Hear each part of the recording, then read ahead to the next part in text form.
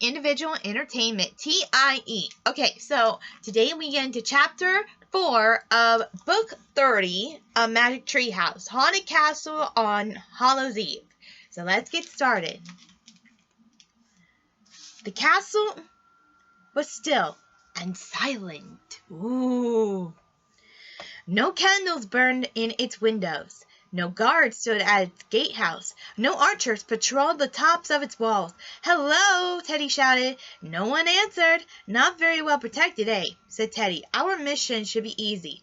"Yeah, Annie." Jack didn't say anything. He would have felt happier if guards had been protecting the castle. That would have seemed more normal. It is pretty strange. "Come along," said Teddy. Jack and Annie followed Teddy over the wooden bridge to the gatehouse.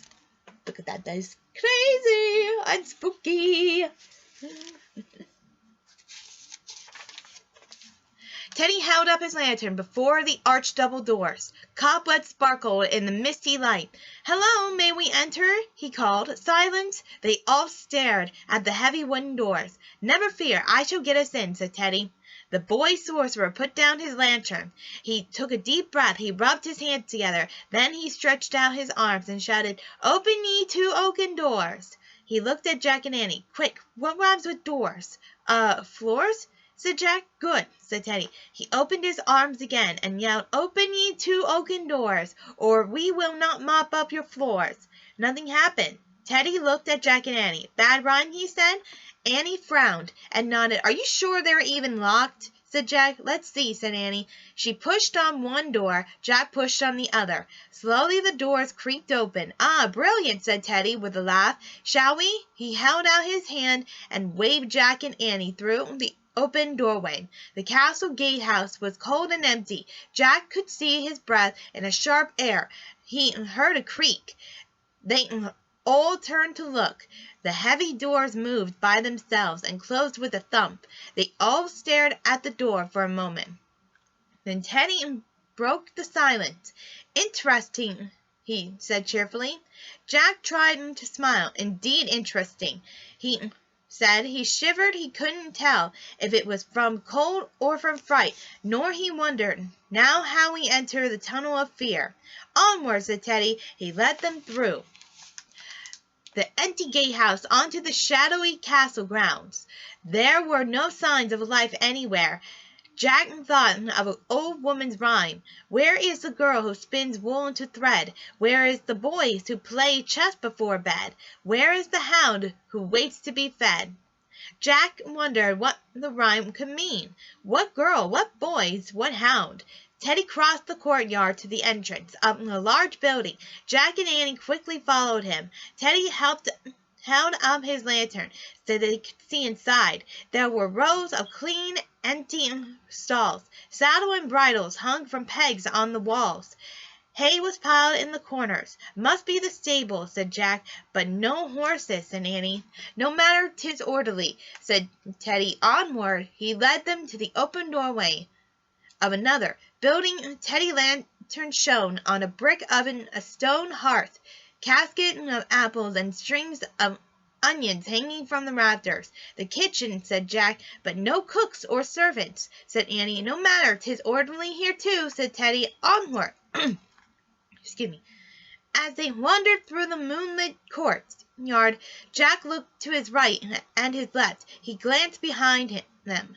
"If there are ghosts," he thought, "what do they look like? Halloween ghosts in sheets? See-through people like in the movies?" He stopped. "Hey, guys," he whispered loudly. Wait a minute. What is this?" "What is it?" said Annie. Jack pushed his glasses into place. "Are we just going to keep wandering from building to building?" he said. "What's our strategy here?" "Strategy?" asked Teddy. "Jack means we should make a plan," said Annie. "Ah, indeed," said Teddy. "Excellent idea." "A plan, yes." He grinned. "How do we do that?" "Well, first we ask ourselves, where exactly are we going?" said Jack. Teddy looked about. He pointed to a tower rising above the courtyard. "There," he said. "The keep. 'Tis where the family lives, the Duke and Duchess." "Great," said Jack. "Now what will we do when we get there?" "Climb the stairs to each floor," said Teddy. "Have a look around, and if we see anything that's not orderly, we'll tidy it up," said Annie. "Excellent," said Teddy. "And then," asked Jack, "we'll leave," said Teddy. "Our mission done." Jack nodded. This wasn't much of a plan or a mission, he thought, but he liked the leaving part. He hoped that happened before any ghosts showed up. "Okay," he said, holding his lantern to light their way. Teddy led them to the entrance of the castle keep. He pushed open a wooden door, and they all stepped inside. Dark figures loomed against the stone walls. "Ah!" Jack cried. He jumped back, bumping into Annie. Annie laughed. "It's only our shadows," she said. Jack felt silly. "Right. Sorry, he said. He took a deep breath. "Okay, let's find the stairway." "Aye," said Teddy. He started walking slowly down the dark passageway. Jack and Annie followed close behind. The air was heavy and damp. Jack's heart was pounding. Now, he wondered, now are we in the tunnel of fear? A moaning sound came through the passageway, then a loud bang. "Yikes," said Annie. She and Jack grabbed each other. Teddy laughed. "'Twas only the shutters banging," he said. "What about the moaning?" asked Jack. "'Twas only the wind blowing through the crannies," said Teddy. Jack took another deep breath and kept going. Soon they came to a twisting stairway. "The stairs," said Annie. "Good," thought Jack. Climbing the stairway was a solid part of their plan.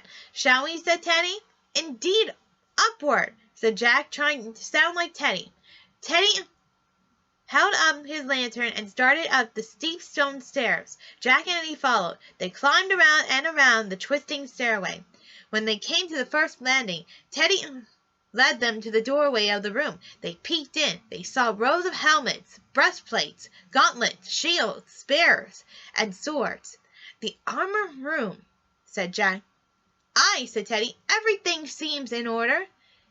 "Here," said Annie. Jack nodded. He liked the order in the room. It made him feel safer. "Shall we keep going?" said Teddy. "Of course," said Jack. He was starting to feel a lot braver now. Excuse me. They returned to the stairs and began climbing again. On the third floor, they peered through the arched entrance into a huge room. Teddy used the candle from his lantern to light torches on either side of the doorway. In the flickering light, Jack saw a high ceiling and walls hung with tapestries. "It's the great hall," he said, "where they have feasts and stuff." "Let's look around," said Annie. "See if anything seems out of order." As the three of them slowly walked forward, Jack kept an eye out for ghosts. Teddy held up his lantern. It shone on a long banquet table. "Aha!" he said. The table was littered with breadcrumbs, candle wax, and the petals of dead flowers. The floor near the table was messy too, with bits of food and meat bones. "Finally, we found something to put in order," said Teddy. "Shall we?" Jack caught sight of the straw broom in the corner. "Sure, I'll sweep," he said. "I'll clean the table," said Annie. "I will scrape the wax," said Teddy. Jack grabbed the straw broom and began sweeping the floor and around the table. He swept up apple peelings, fish bones, bits of eggshell, and old cheese. As he swept everything into a neat pile, he felt good. They were finally carrying out their mission. "We're bringing order to the castle, just like Merlin told us to," he thought. "Soon we can leave." Suddenly Annie screamed.